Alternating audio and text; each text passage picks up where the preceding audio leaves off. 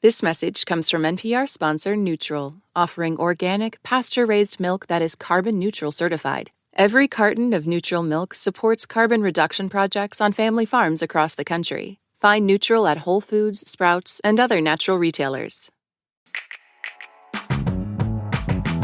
Hey, I'm Brittany Luse, and you're listening to It's Been a Minute from NPR, a show where we talk about what's going on in our culture and why it doesn't happen by accident. And a warning to listeners, this episode includes mentions of racialized violence and murder. Today, we're talking about Martin Scorsese's latest film, Killers of the Flower Moon, and why some American audiences are leaving the Oscar contender deeply disappointed and even hurt. I had a one word, which was just disaster. I think it worked as a piece of filmmaking, yes, but I think there's a lot that's missing. It's an intriguing film. It had some serious issues with storytelling and what gets left out of the story. For those of you who may be unfamiliar, Killers of the Flower Moon is the most recent entry into Scorsese's catalog of aggrieved white male characters. It stars two of Marty's favorites, Leonardo DiCaprio and Robert De Niro, as well as the dazzling Lily Gladstone, in an American epic about greed, thievery, and unspeakable betrayal, set on the Osage land of Oklahoma about a century ago. It's also 3.5 hours long.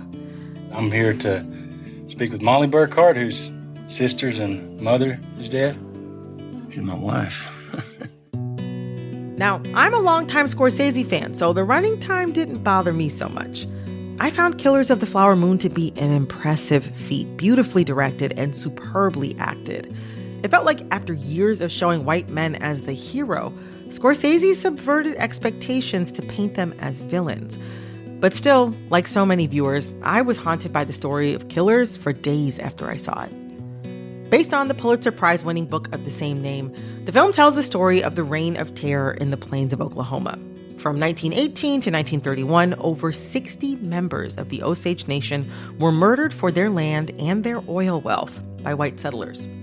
Robert De Niro plays William Hale, one of the masterminds behind the murders, and Leonardo DiCaprio plays his nephew, Ernest Burkhart, who becomes a part of the plot to marry into, poison, and steal Osage wealth. I don't know what you said, but it must have been Indian for handsome devil. Lily Gladstone plays Molly Kyle, a wealthy Osage woman who marries Ernest Burkhart. And as she buries her mother, her sisters, and becomes very sick herself, she finds her husband is not the man she thought he was.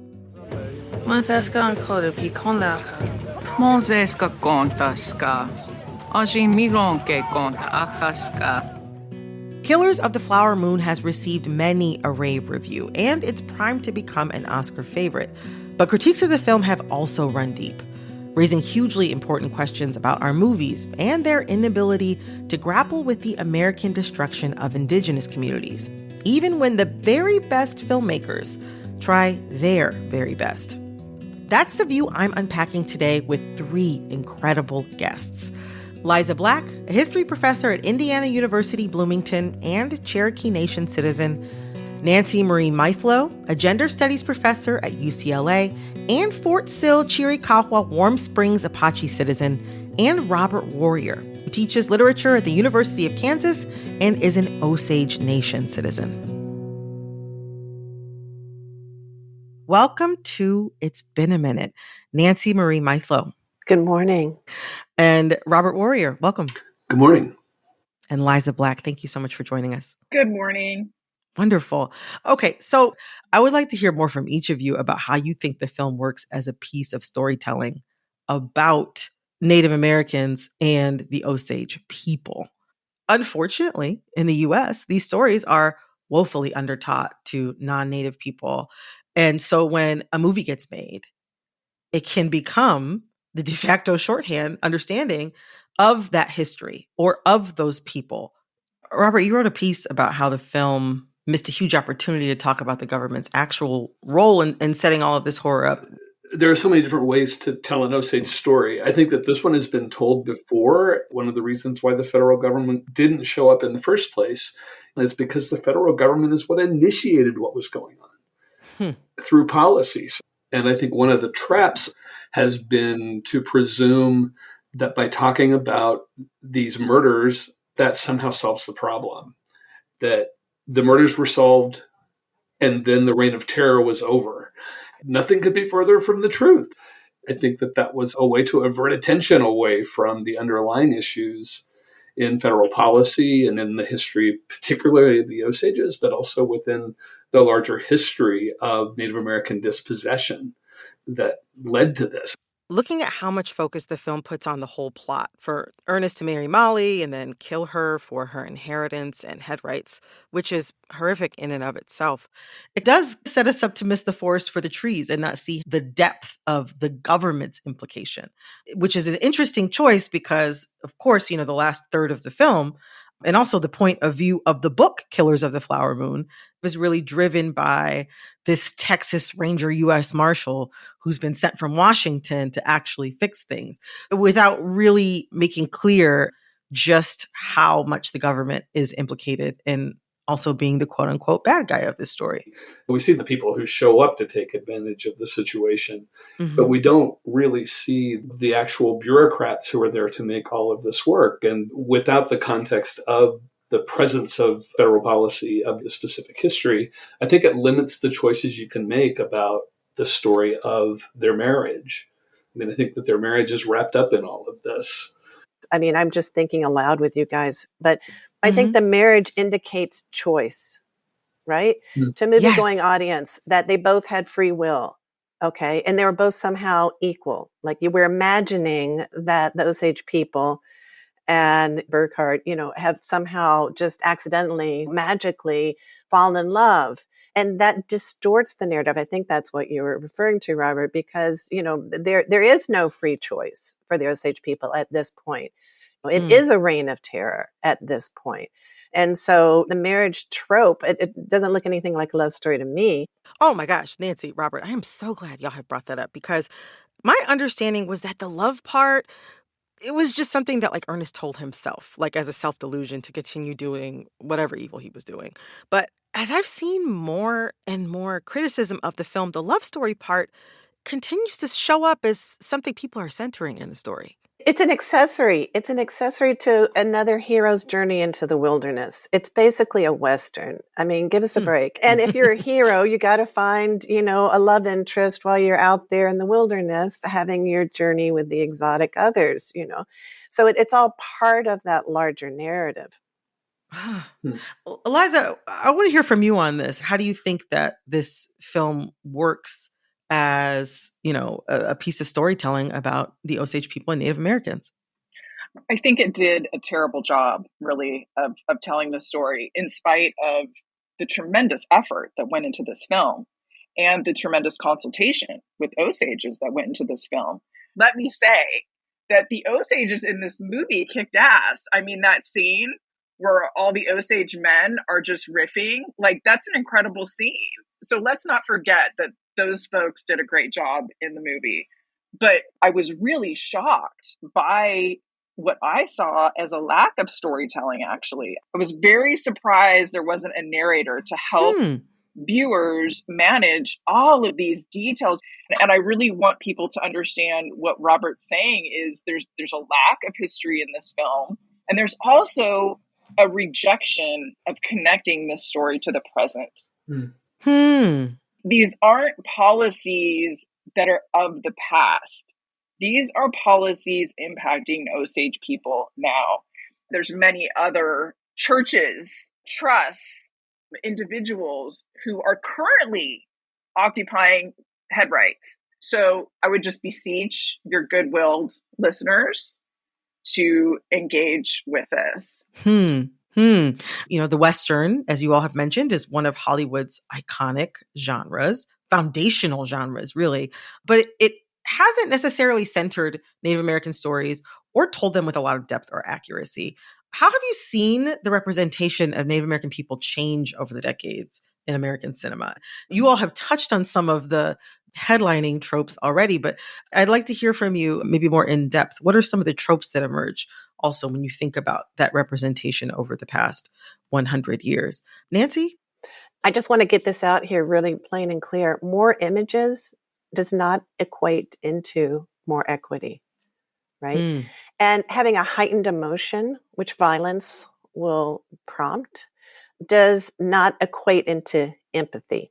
So we're working with a lot of, I think, really base understandings that are incorrect. We think that if we can see someone suffering, we'll immediately have empathy, and that emotion will somehow translate into social policy. And for Native Americans, it's specific and it's unique from other marginalized communities, because when you prompt for empathy, basically what gets triggered is this objectification, because Native people are objects, just like mascots, just like our artifacts, just like our bones, just like the resources, our land and our water and our minerals, right? They're there for extraction and exploitation and commodification.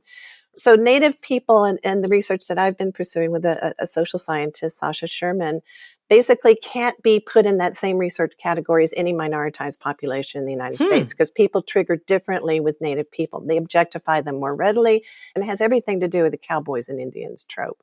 And this film just extends that trope further. You've blown my mind telling me that mainstream audiences respond differently to Native Americans than they do any other minoritized group in the United States. As a Black person, that is mind-blowing to me. One of the things I kept turning over in my head was about the choice to center Ernest Burkhart, to center someone like Leonardo DiCaprio, and to have his uncle played by Robert De Niro, who's kind of masterminding a lot of these marriage plots.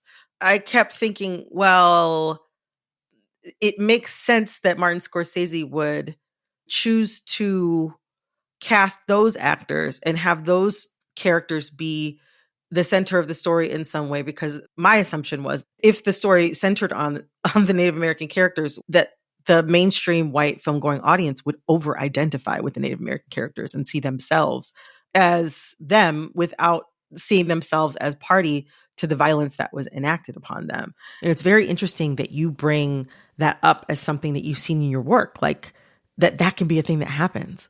If you're interested in social change, you have to have both the perpetrator and the victim in the same scene with equal agency. If you don't have that, then you're not going to be able to move to a space of equity or empathy. This message comes from NPR sponsor Netflix, presenting All the Light We Cannot See. Directed by Sean Levy and starring Hugh Laurie and Mark Ruffalo, this 4-part limited series, based on the Pulitzer Prize-winning novel, is a breathtaking tale of hope, human connection, and resilience. It follows Marie Lohr and Werner's journey through World War II, where their paths collide in the pursuit of light amidst darkness. Watch All the Light We Cannot See, now only on Netflix. This message is brought to you by Apple Pay. Fussing with plastic cards should be a thing of the past. Instead, pay the Apple way. Apple Pay is easy, secure, and built into iPhone. All you have to do is set it up. Just add a card in the Wallet app and you're good to go.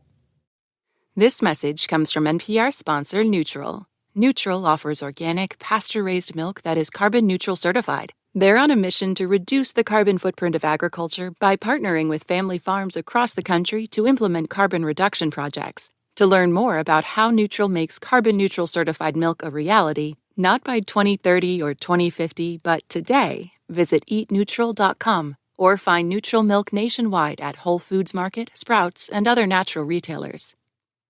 I want to hear from you, Liza, about placing this film in the context of Hollywood cinema, how you see the sort of longer history of Native American representation in American cinema, and what tropes jump out for you within that history as well.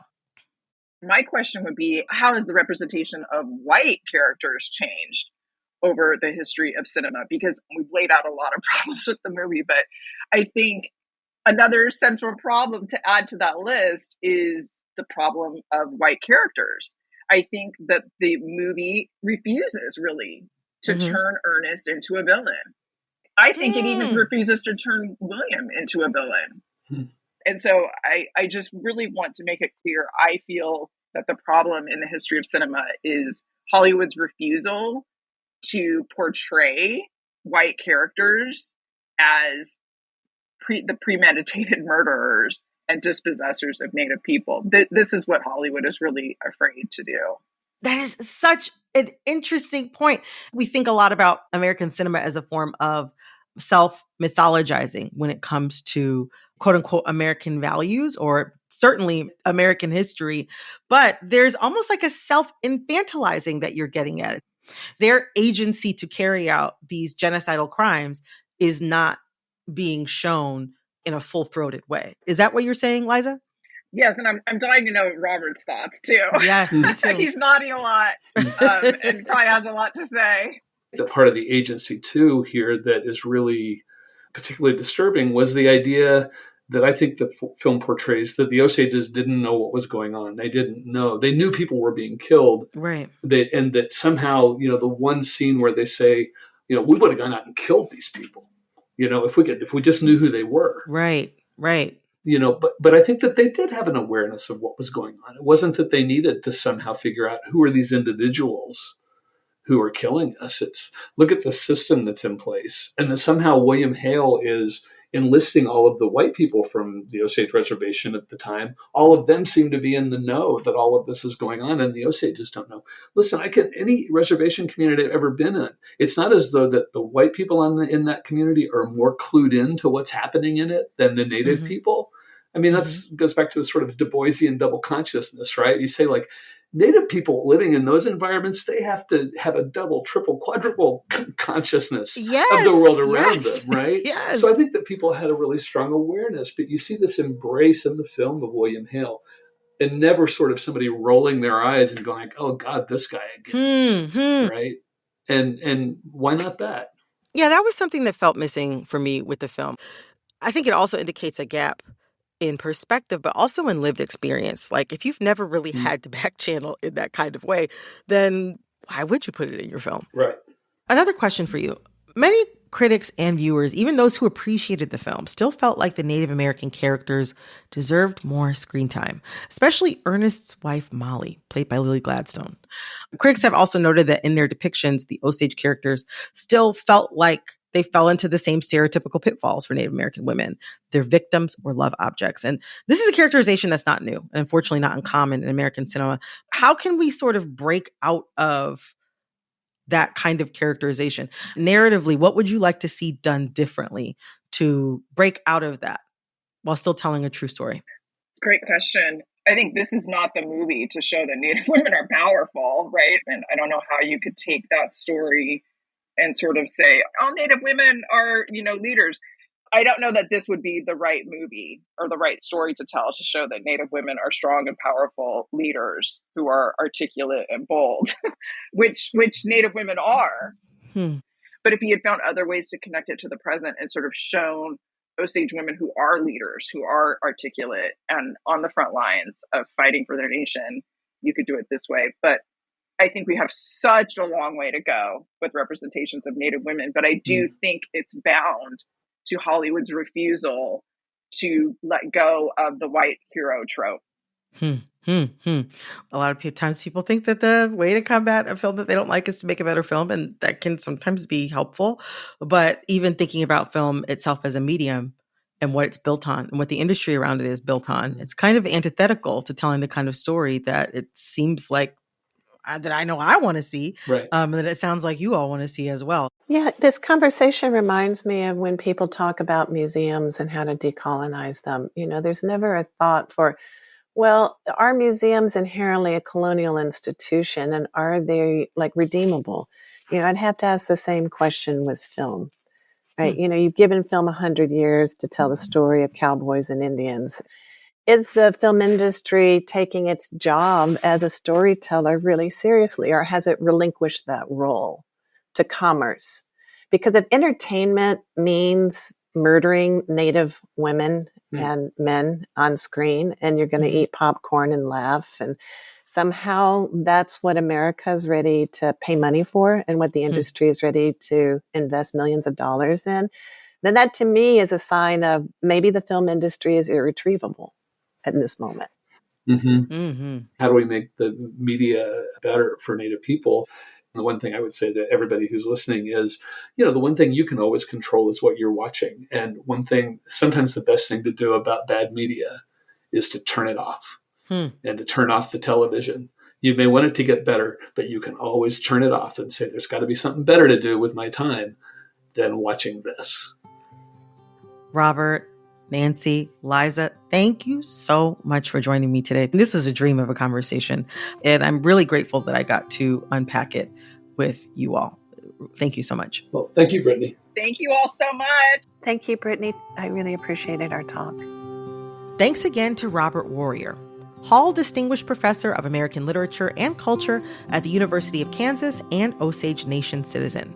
Dr. Liza Black, Associate Professor, Native American and Indigenous Studies and Cherokee Nation citizen, and Dr. Nancy Marie Mithlo, Gender Studies Professor at UCLA and Fort Sill, Chiricahua, Warm Springs Apache citizen.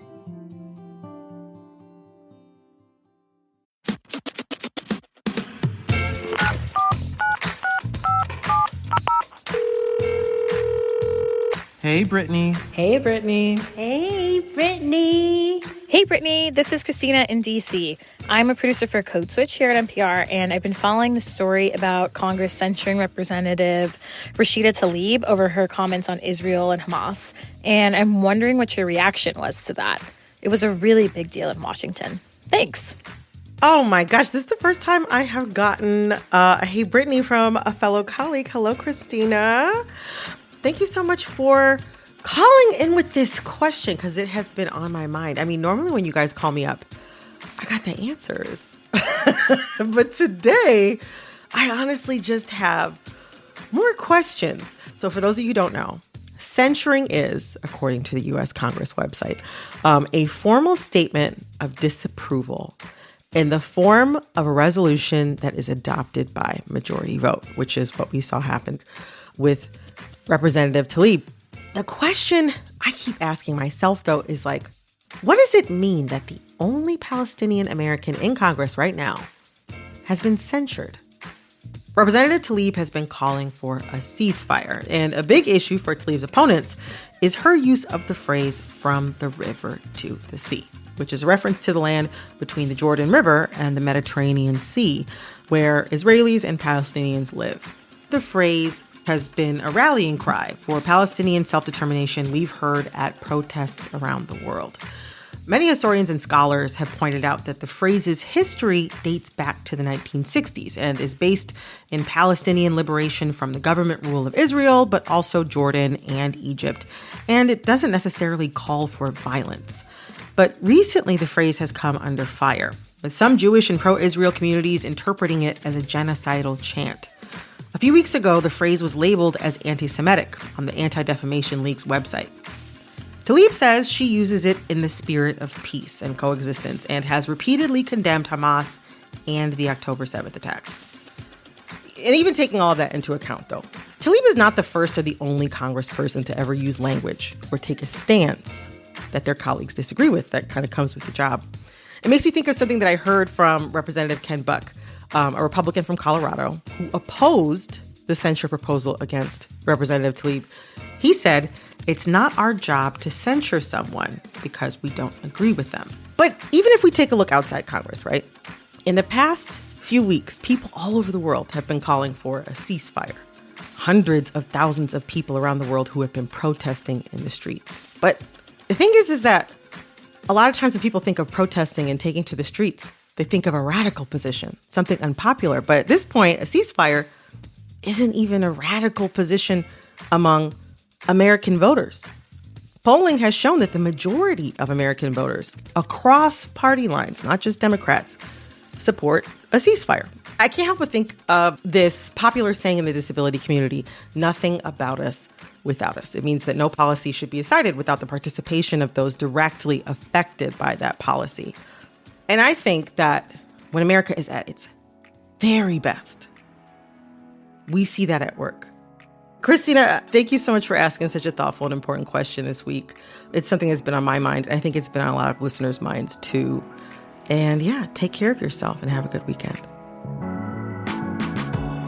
If you have a thought or question about culture, send us a voice memo at ibam@npr.org. That's IBAM@npr.org. This episode of It's Been a Minute was produced by Corey Antonio Rose, Barton Girdwood, Our editor is Jessica Plachek. Bilal Qureshi. Engineering support came from Patrick Murray. Maggie Luthar. Our executive producer is Verilyn Williams. Our VP of programming is Yolanda Sanguini. Our senior VP of programming is Anya Grundman. All right, that's all for this episode of It's Been a Minute from NPR. I'm Brittany Luse. Talk soon. In need of a good read or just want to keep up with the books everyone's talking about? NPR's Book of the Day podcast gives you today's very best writing in a pocket-sized show. Whether you're looking to engage with the big questions of our times or temporarily escape from them, we've got an author who'll speak to you. Catch today's great books in 15 minutes or less on the Book of the Day podcast, only from NPR. This message comes from NPR sponsor Conquer Cancer. What happens when cancer research gets funded? It changes everything. For the child who was recently diagnosed, for the parent who wants to see their teenager graduate, for all the people with dreams left to fulfill. Conquer Cancer funds research for every cancer to help every patient everywhere. Learn more at conquer.org. Hey, it's Rand Abdel Fattah from NPR's Throughline podcast. I'm one of thousands of NPR network voices coming to you from over 200 local newsrooms across the country. We bring all Americans closer together through free and independent journalism, music, politics, culture, and so much more. The NPR Network. What you hear changes everything. Learn more at npr.org/network.